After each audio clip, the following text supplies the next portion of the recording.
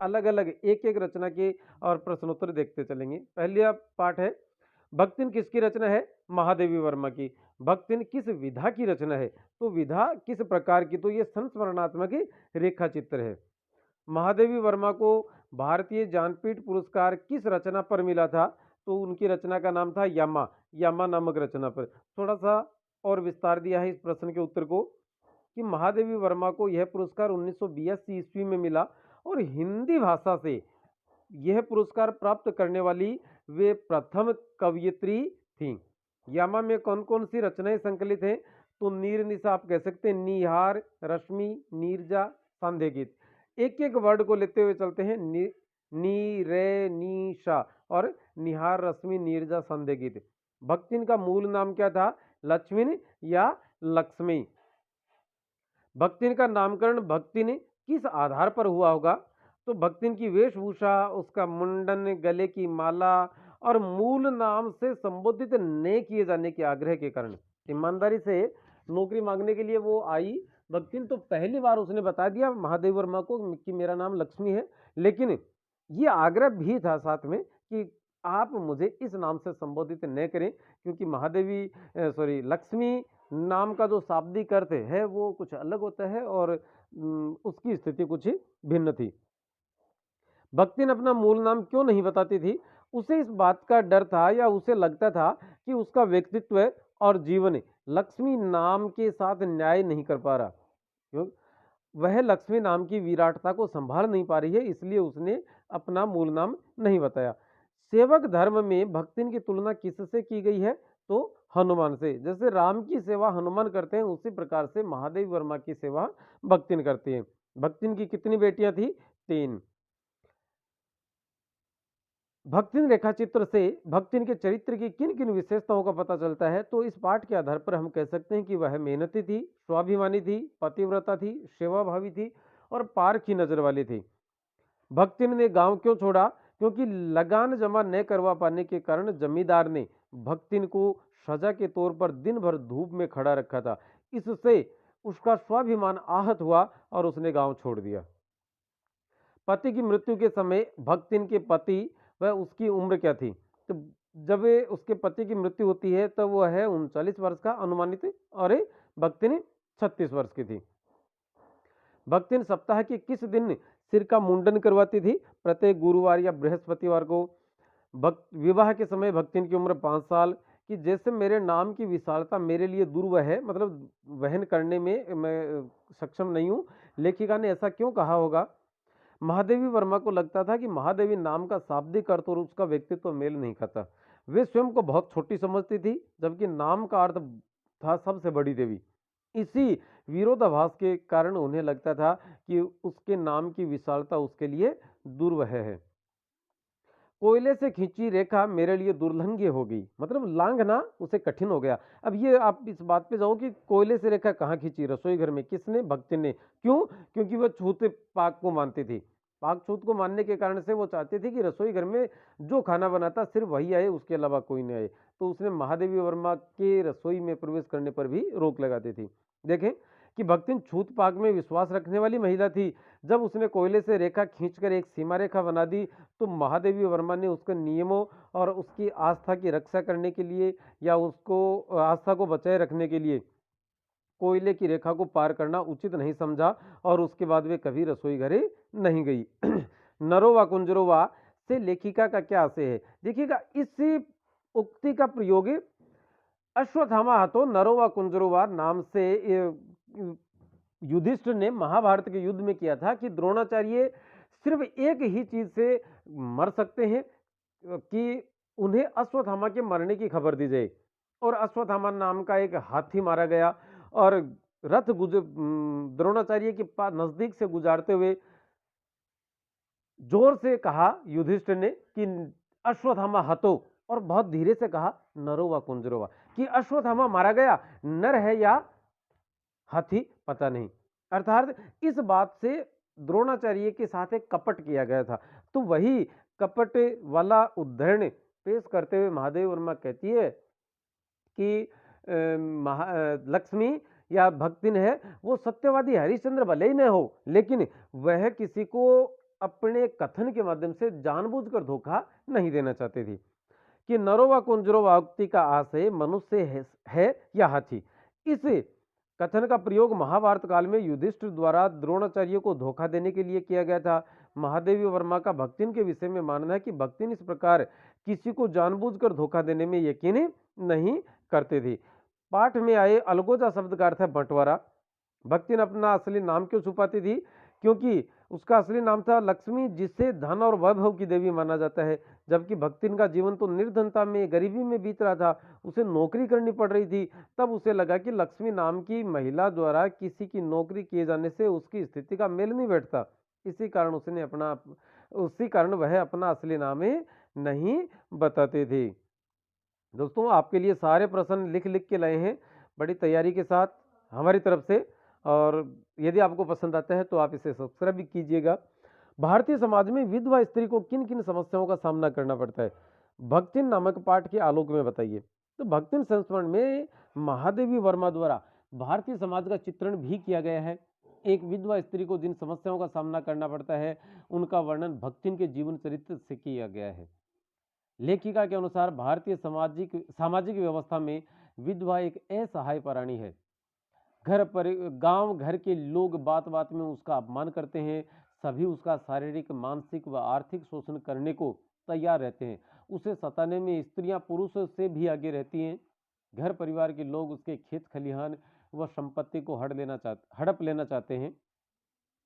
गांव की पंचायतों में भी उसे न्याय व संरक्षण के स्थान पर प्रताड़ना ही मिलती है। आपने देखा होगा कि उसे चिड़ीमार चित्रबाज छोरे के साथ उसकी बेटी की शादी पंचायत के कहने पर करनी पड़ी थी। महादेवी वर्मा के अनुसार भक्तिन को किस चीज से डर लगता था? जेल जाने से। भक्तिन के आने से महादेवी वर्मा के जीवन में क्या बदलाव आए कि भक्तिन के आने के बाद उसके जीवन को जानने व उसके सरल देहाती स्वभाव से प्रभावित होकर महादेवी अपनी असुविधाओं को छिपाने लगती हैं और अपनी सुविधाओं के विषय में उन्होंने चिंता करनी छोड़ दी। वे भक्तिन की तरह देहातीन बनती जा रही थी। दूसरा पाठ है ज्ञानेंद्र कुमार। देखते हैं कि प्रेमचंद ने भारत का मैक्सिम गोर्की किसे कहा था? ज्ञानेंद्र कुमार को। रुपए की परचेजिंग पावर से क्या आशय है? कि रुपए की क्रय शक्ति अर्थात खरीदने की शक्ति। लेखक ने स्त्रीत्व का प्रश्न बताया है वस्तुओं के संग्रह को, मतलब वस्तुएं घर में जोड़नी। पुरुषों को इस बात का आभास नहीं होता कि घर में क्या चीज है, क्या नहीं है, क्या लानी है, क्या नहीं लानी। तो वस्तुओं के संग्रह को स्त्री के व्यक्तित्व का प्रश्न या विशेषता बताई गई है। अपव्यय या अनावश्यक खर्च के पीछे लेखक ने किसे उत्तरदायी माना है? मनी बैग या बटुए को। बाजार का जादू किस राह काम करता है? आंख की राह। बाजार का जादू कब काम करता है? दो स्थिति होती है, जब जेब भरी हो और मन खाली हो। एक स्थिति तो ये है कि आपकी जेब में खूब सारे पैसे हैं और मन खाली, आपको पता नहीं कि क्या चीज लेनी है। दूसरी स्थिति कि जब जेब भी खाली हो और मन भी खाली हो। मन खाली है, जी करता है कि ये खरीद लूं, वो खरीद लूं, लेकिन जेब में पैसे नहीं है, तो बाजार का जादू काम करता है। बाजार के जादू से बचने का उपाय क्या है? मन खाली हो तब बाजार नहीं जाना चाहिए। अर्थात जब हमें यह पता न हो कि हमें क्या खरीदना है तब बाजार जाने की आवश्यकता नहीं है। यदि उस समय बाजार जाएंगे, पैसे जेब में हैं, तो आप अनावश्यक चीजें ले लेंगे। अर्थात बाजार जाने से पहले जरूरी चीजों की सूची बना लेनी चाहिए।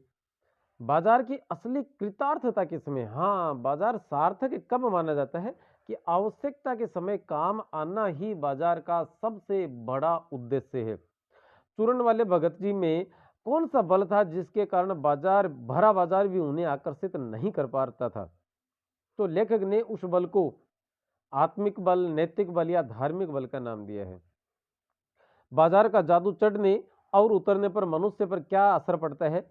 बाजार का जादू जब चढ़ता है तो उसके आकर्षण में फंसकर आदमी अनावश्यक और अनुपयोगी चीजें खरीद लेता है। पर जैसे ही वह जादू उतरता है उसे समझ में आ जाता है कि इन फैंसी चीजों से आराम की बजाय उसे असुविधा हो रही है या आराम में खलल ही पड़ रहा है। बाजार के बाजारूपन से क्या तात्पर्य है? कि बाजारूपन का अर्थ है लूटना। कि बाजार जब छल और कपट से युक्त हो जाता तो वह बाजारूपन पर उतर आता है। बाजार के बाजारूपन से तात्पर्य है बाजार नामक संस्था का भ्रष्ट हो जाना।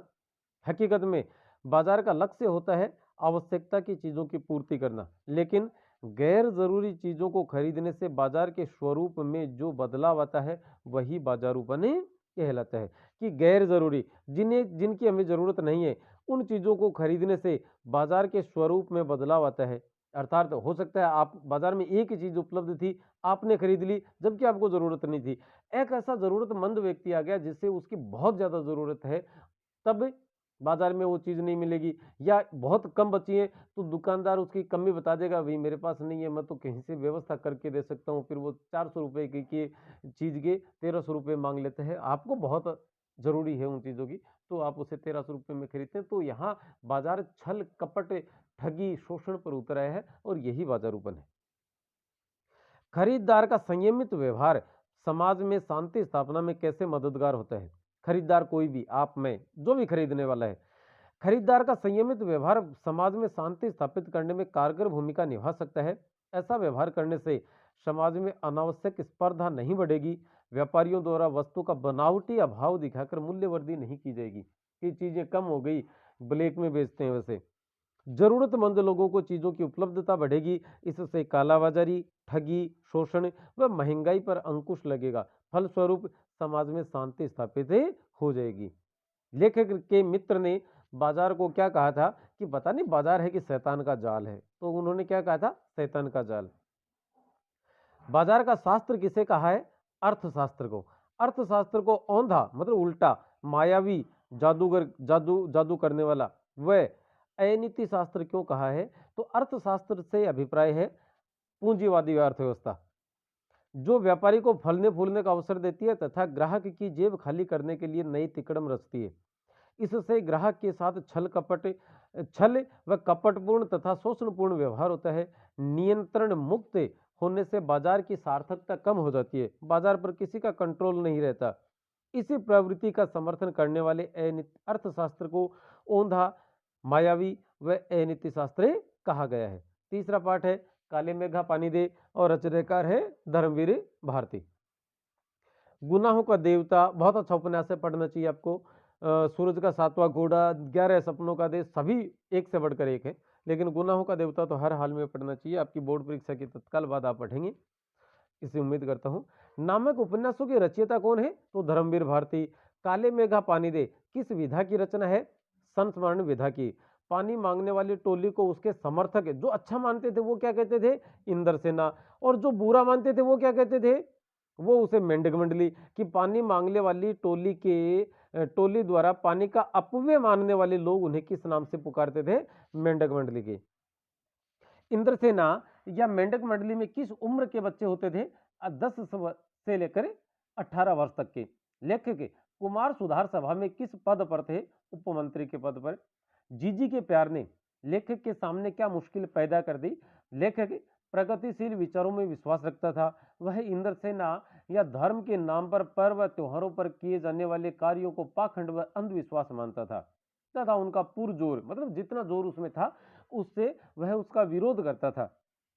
जबकि जीजी इन काम को बहुत अच्छा मानती थी और उन कार्यों में अत्यंत विश्वास रखती थी और ये सारे कार्य लेखक से करवाना चाहती थी। लेख जीजी के प्यार के कारण लेखक को न चाहते हुए भी ये सारे काम करने पड़ते थे। इससे लेखक को लगता था कि वह अपने विचारों व कार्यों में एक रूपता रख पाने में असमर्थ है और यही उसकी परेशानी का सबसे बड़ा कारण था। काले मेघा पानी दे पाठ के आधार पर जीवन में त्याग व दान का महत्व बताइए। कि पाठ में जीजी के तर्क के अनुसार जब हम अपनी सबसे प्रिय वस्तु दूसरों के हित के लिए देते हैं वही दान कहलाता है। त्यागपूर्ण दान ही सच्चा दान है। जिस वस्तु की हमारे पास कमी हो और आवश्यकता ज्यादा हो उसी को दूसरों को देना सच्चा त्याग व दान कहलाता है। करोड़ों की राशि में से कुछ दे देना दान नहीं कहला सकता। गगरी फूटी बैल पिया से कथन के निहितार्थ बताइए। यह कथन प्रतीक रूप में प्रयुक्त किया गया है। भारत के आजाद होने के बाद कि आजाद भारत में बनने वाली विकास योजनाओं में व्याप्त भ्रष्टाचार मतलब गगरी फूटना, गगरी मतलब मटका, मटका फूटना मतलब उससे रिसा होना, और योजनाओं में जो राशि स्वीकृत की जाती है, बजट स्वीकृत किया जाता है, वो घूसखोरी में, कमीशन में बहुत सारा चला जाता है, तो मतलब भ्रष्टाचार। और भ्रष्टाचार से गगरी के फूटने का भाव व्यंजित हुआ है तथा बैलों के प्यासे रह जाने में जरूरतमंदों द्वारा जरूरतमंदों तक योजनाओं का लाभ न पहुंचने का भाव व्यंजित हुआ है। अनेक योजनाओं के बनने व क्रियान्वित, मतलब बहुत सारी योजनाएं बनी है भारत में और बहुत से लागू हुई, इसके बावजूद भी भारतीय जनता भूखमरी, शोषण, गरीबी, बेरोजगारी जैसी अनेक समस्याओं से जूझ रही है। बैलों के प्यासे रहने में इसी सच्चाई की तरफ संकेत किया गया है। अगला पाठ है जो अंतिम है, पहलवान की ढोलक, फणीश्वरनाथ रेणु। आंचलिक उपन्यासकार के रूप में विख्यात कौन है? फणीश्वरनाथ रेणु। मैला आंचल नामक आंचलिक उपन्यास के रचयिता फणीश्वरनाथ रेणु। पहलवान की ढोलक कहानी का मूल भाव क्या है? कि व्यवस्था बदल जाने से कला एवं कलाकार का अप्रासंगिक हो जाना, मतलब उनका व्यवस्था से हट जाना। राजा साहब के स्थान पर राजकुमार का राजा बनना नई व्यवस्था का प्रतीक है। और जो ही राजकुमार राजा बनते हैं, पहलवान और उसके बेटों की खुराक बंद कर दी जाती है और कुश्ती को राज्य खेल से हटा दिया जाता है। पहलवान का नाम क्या था? लुट्टन सिंह। राजा साहब कौन थे? श्यामानंद। शेर का बच्चा नाम से किस पहलवान को पुकारा जाता था? चांद सिंह को। लुट्टन सिंह ने चांद सिंह को कहां के दंगल में हराया? श्यामनगर के दंगल में। श्यामनगर में कौन सी महामारी का प्रकोप फैला? मलेरिया व हैजा का। बेटों की अंतिम ख्वाहिश क्या थी? ढोलक की आवाज, मतलब मरते दम तक ढोलक सुनते रहे। पहलवान ने अपना गुरु किसे बताया था? ढोलक को। पाठ के अनुसार परिस्थिति को भांपने की विशेष योग्यता किसमें होती है? कुत्तों में। माता पिता की मृत्यु के समय लुट्टन की आयु क्या थी? 9 वर्ष। ढोलक की आवाज का पूरे गांव पर क्या असर पड़ता था? गांव में मलेरिया व हैजा रोग फैल गए थे। गरीबी व साधनहीनता के कारण उचित उपचार न मिल पाने से या उचित उपचार के अभाव में लोग मर रहे थे। ढोलक की आवाज रात की निस्तब्धता में दूर दूर तक सुनाई देती थी।